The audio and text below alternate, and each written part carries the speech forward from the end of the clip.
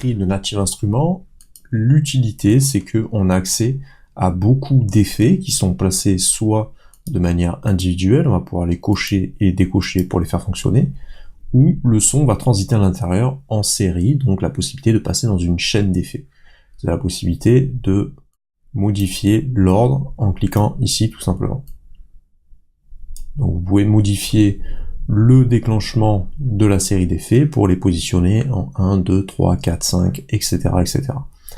À l'intérieur, nous avons un outil TM pour Transient Master qui va permettre une compression en fait au niveau des transitoires d'attaque, donc les sons vraiment les plus percussifs, plutôt orientés sur l'attaque, pour la rythmique par exemple, et on peut se servir de l'outil soit avec des presets en factory à chaque fois, aussi bien pour chacun des réglages, ou bien directement en venant faire nos modifications, et on pourrait sauvegarder chacun des presets en cliquant ici. Si je fais sauvegarde, il sera désormais disponible à l'intérieur de Other, qui est ma propre bibliothèque de sauvegarde de son. Pour le Transient Master, donc, on va pouvoir jouer sur un pourcentage d'effets qu'on souhaite. Pour le Transient Master, on va pouvoir jouer sur l'attaque en jouant en pourcentage, positif ou négatif. Donc l'attaque, ça va être vraiment le tout début du son. Le sustain, ça va être la tenue. Si on veut rallonger un petit peu la tenue du son pour avoir quelque chose d'un peu moins sec. Ici, on a un contrôle du signal d'entrée avec input. Plus j'envoie dans l'effet, plus l'effet va se ressentir.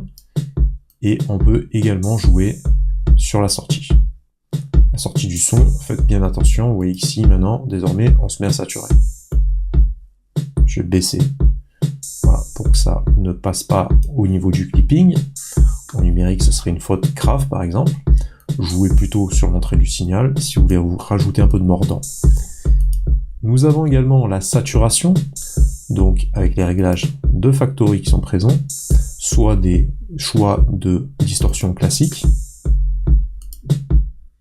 ou bien partir sur des choix plutôt au niveau de la rythmique, pour les drums, ou bien l'outil tape qui est une saturation à bande.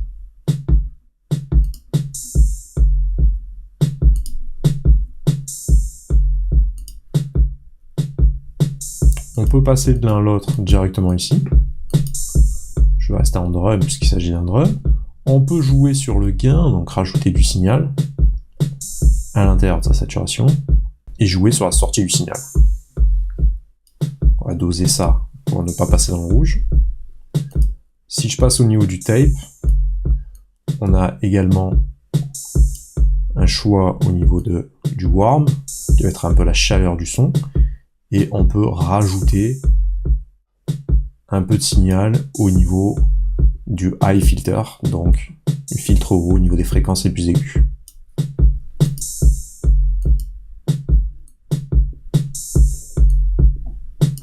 Ça c'est pour la saturation. Ensuite, on a le Lo-Fi qui va permettre de dégrader la source en rajoutant des bruits, de la coloration. On va venir jouer soit sur le taux d'échantillonnage, ici la profondeur qui est réglée en bits. Si on la réduit, ça va modifier le son. Et directement venir jouer sur le taux d'échantillonnage. Donc ici, ça va être la profondeur en bits, et ici la fréquence d'échantillonnage du son. On peut obtenir des résultats intéressants en jouant sur ces deux facteurs. On peut également rajouter du bruit, ou en jouant sur le color, ça va être le rate, la couleur du son. Un contrôle de signal de sortie également. On a accès à la factory pour obtenir des résultats très spécifiques avec différents effets qui s'en rapprochent, un côté old school, un beat crusher ou un effet de craquement, et là une réduction de bits en 8 bits, ou rajouter du bruit avec un côté noisy.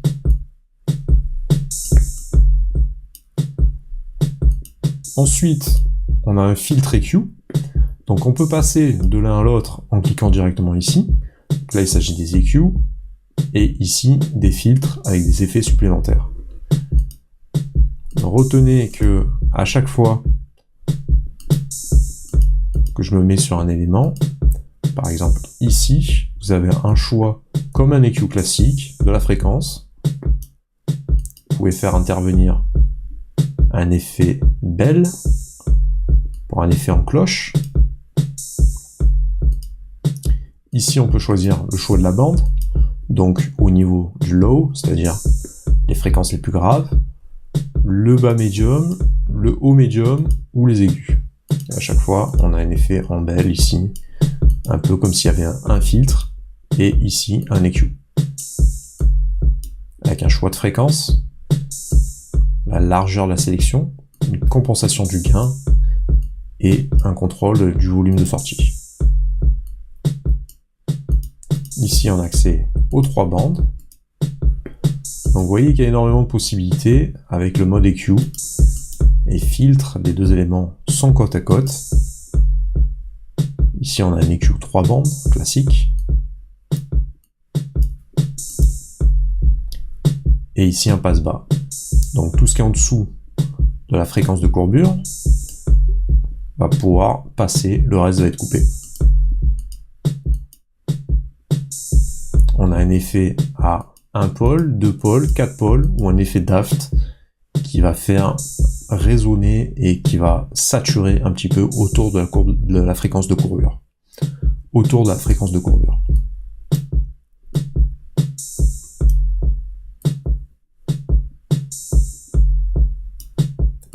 Venez expérimenter tous ces modes. Pour high pass, ça va être un pass haut, donc ça va laisser passer tout ce qui est au-dessus de la fréquence de courbure. Avec un choix de résonance, résonner la fréquence en question, qu'on est venu définir, et un choix de gain pour augmenter tout le signal qui passe. Après cette sélection-là.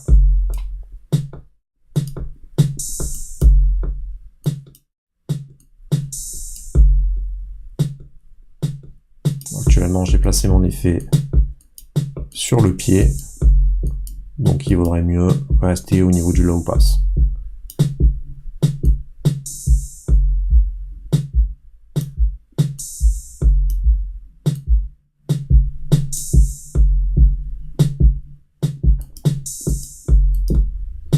Nous avons également le peak notch qui va nous permettre d'avoir différents contrôles. On va régler au niveau du pic, donc ça va augmenter un pic et ça va couper les fréquences après. Au niveau du cutoff, choisir la résonance en question et le gain. Donc on voit que c'est coupé et ça va résonner à un certain endroit.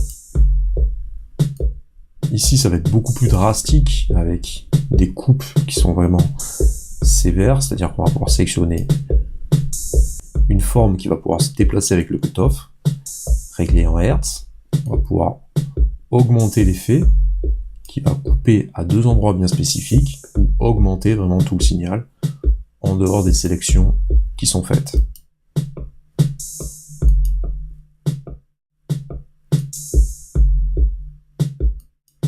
Au niveau du notch, ça va être une seule sélection qui va être coupée à cet endroit qu'on va sélectionner.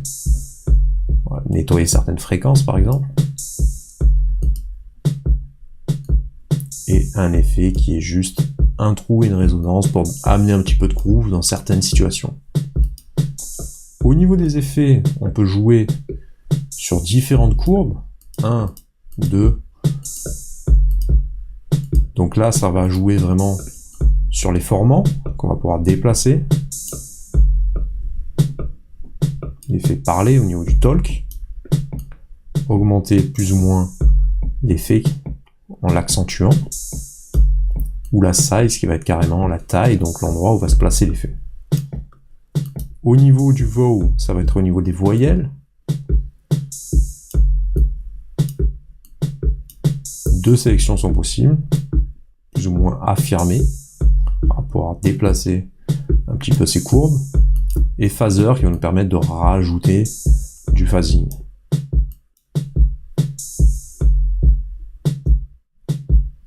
On a beaucoup de choses à faire à l'intérieur de cet outil, Filter EQ.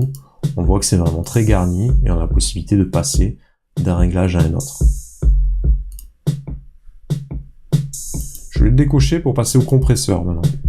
Donc là, on voit que le compresseur agit, on a une compression qui se fait, avec un choix au niveau du threshold, le seuil, à partir duquel on compresse.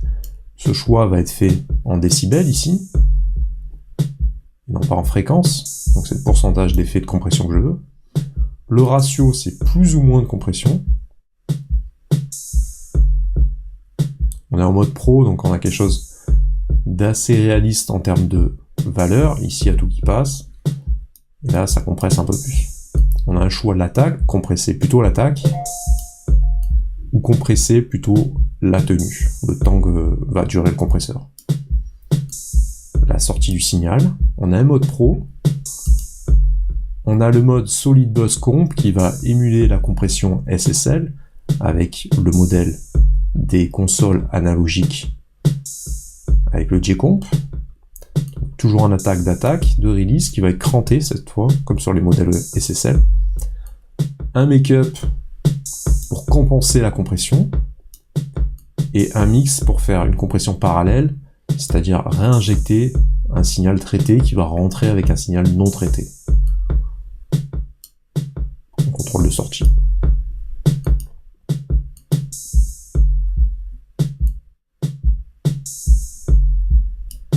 Donc on peut venir sélectionner les différents presets avec le master setting par exemple, un effet un peu mastering qui va faire pomper le son pour lui amener un certain groove par exemple, une simulation de compression parallèle, donc là un signal brut est réinjecté,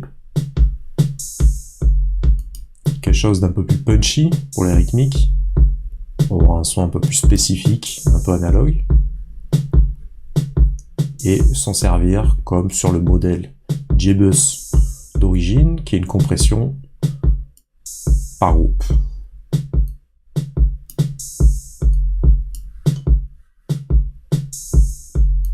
Donc là, il y a l'ensemble du beat qui joue, on va venir retirer les caisses claires pour entendre un peu plus de quoi il s'agit.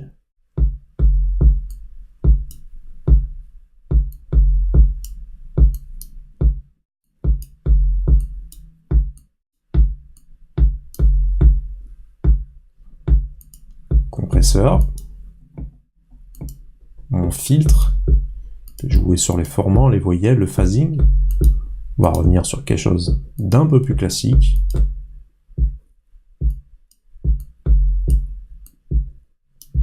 Garder que le bas du kick. Le booster si besoin. Augmenter le low-fi, réduire la profondeur de beat. Augmenter la fréquence d'échantillonnage. La réduire, augmenter la profondeur, rajouter un peu de bruit ou de couleur.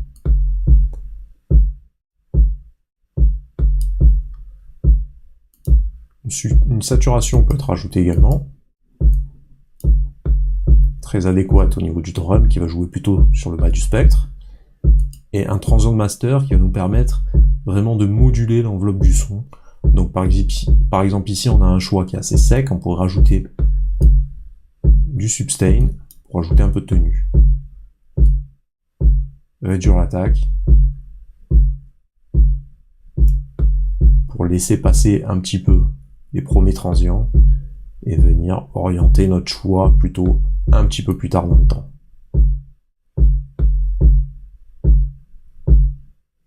On pourra allonger carrément le son ou le rendre un peu plus sec. Ici on règle le pourcentage d'attaque, ici on règle le pourcentage d'input, et je rajoute la compression.